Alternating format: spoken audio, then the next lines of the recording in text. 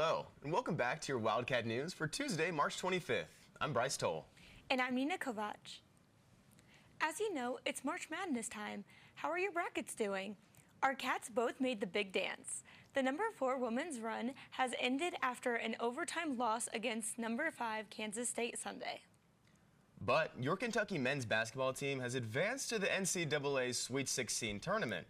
The number 3 Wildcats will face off against number 2 Tennessee Volunteers this Friday at 7:30 p.m.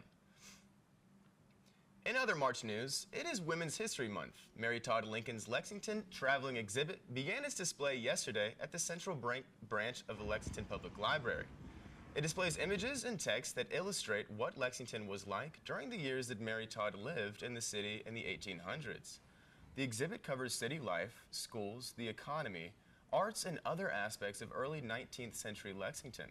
Created by the Mary Todd Lincoln House and funded by 250 Lex, the exhibit will be on display until April 30th. Also for Women's History Month is the Trailblazer Lumineers event at Lexington Public Library. Reporter Delaney Wells introduces us to some of the women recognized for inspiring future generations.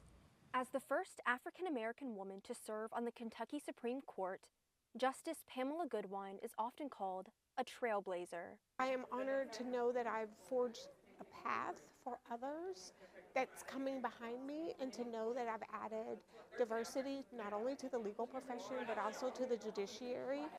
Girls in Motion and Operation BU collaborated to host Trailblazers Luminaries, a Women's History Month celebration to honor the contributions of Black women in Lexington who have impactful accomplishments. I wanted to feed back into the girls like people in my community fed into me. Regina Harris created the event to uplift young Black women in the city and show them examples of what they can accomplish.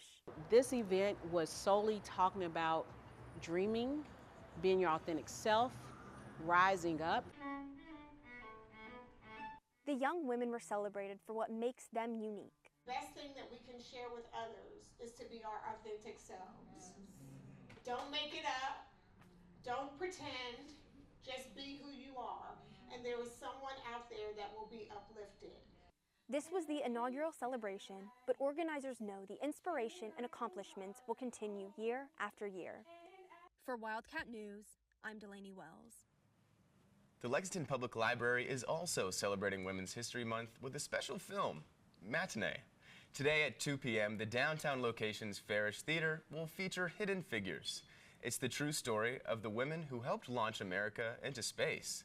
The event is free. Another film in the series, Bound, will also be shown Thursday at 2 p.m., also at Farish Theater. The Women's History Month film series continues through the end of March, highlighting stories of women's impact through cinema. In other news, the College of Communication and Information hosted another installment of Ask the Intern Monday. The event features a panel of students who have completed an internship and allows others to hear the experiences and ask questions. This panel included journalism majors Carly Hogstein, Liberty Gilbert, Lanashia Mason, and Jimmy Chu, as well as Media Arts and Studies major Jenna Stewart. Career coordinator Brooke Nowicki hopes these panels help students gain confidence in the internship process. I think students doubt themselves, but our program does such a good job of preparing our students, and I just need them to recognize that in order for them to be able to communicate that to interviewers of how strong of a candidate they actually are. Different sessions highlight the experiences of students from the various schools and departments in the College of Integrated Strategic Communications met earlier this month. The Information Communication Technology panel will be tomorrow, March 26th, and the Communications panel will be Monday, March 31st. We turn now to 2 significant legal developments. First, a grand jury decision has cleared a former student of sexual assault case. An update on Sophia Rosing. Bryce? Thank you, Nina. Fayette County Grand Jury dismissed the case against 22-year-old Chase McGuire, who was accused of raping and strangling a University of Kentucky student. The grand jury also found insufficient evidence to indict McGuire. He had been charged with multiple counts of rape, sodomy, sexual abuse, and strangulation. The charges were based on the victim's report of assaults occurring off campus, in a library parking lot, and in her dorm room. McGuire's attorney maintained his client's innocence, which he was supported by the grand jury's decision. Sophia Rosing, a former University of Kentucky student, requests an early release and has been denied. Fayette County Circuit Court County Circuit Court Rosing was sentenced to 12 months in jail for assault, disorderly conduct, and alcohol intoxication. Following a racially charged altercation with UK student Kyla Spring, the court determined that granting her an early release would diminish the severity of her offenses. Back to you, Nina. President Donald Trump signed an executive order to begin dismantling the U.S. Department of Education. The agency oversees national education policy and administers federal grant programs for schools across the country. The Secretary of Education is starting the process to return authority over education to the states. About 1,300 employees have already been terminated completely. Closing the department will require an act of Congress. Trump accused the public that many key programs will be preserved under other agencies. These include Title I funding, which supports low-income schools, the IDEA program, which provides resources for children with disabilities, and Pell Grants, which help low-income students afford college. The Small Business Association has been tapped to manage the student loan portfolio. How federal student loans will be handled is yet to be seen. Cell phones in the classroom have been known to cause distraction. That's why Kentucky will now join 8 other states in prohibiting their use for students in public schools.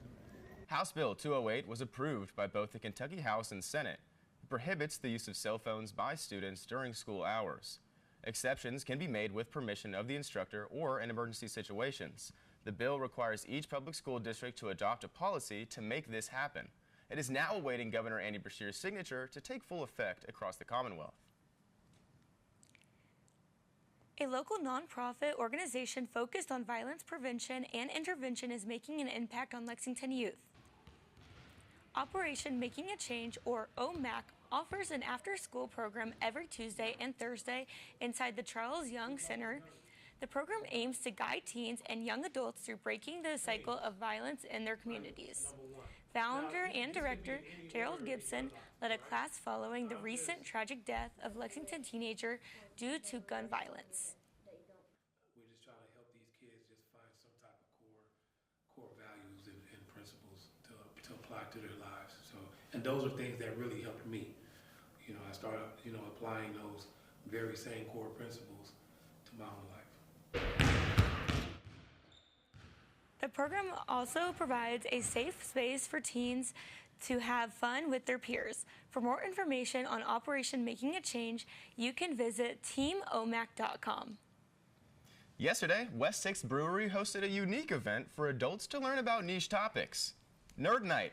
It's a monthly speaker series where community members give lectures on topics they're passionate about while enjoying craft beers. The event included talks on domestic violence, bees, and the importance of being a jack of all trades. Organizer Don Barnes said the event helps build community and provides important opportunities for networking. Nerd Night hosts its event every 4th Monday at West 6 in Lexington and every last Thursday at Gravely in Louisville. For more information, visit their Instagram at NerdNightLEX. I'm a little bit of a nerd. What about you? I would consider myself a nerd. I really like anime, so if they had a topic on anime, I would totally be there for it. Do you watch anime? No. That sounds interesting, though. Yeah, you should get into it. Yeah. Well, that's all for today's Wildcat News. To keep up with the latest news and updates, follow us on Instagram at Wildcat News UKY. We'll see you next Tuesday at 1 on Twitch for more. Have a great week.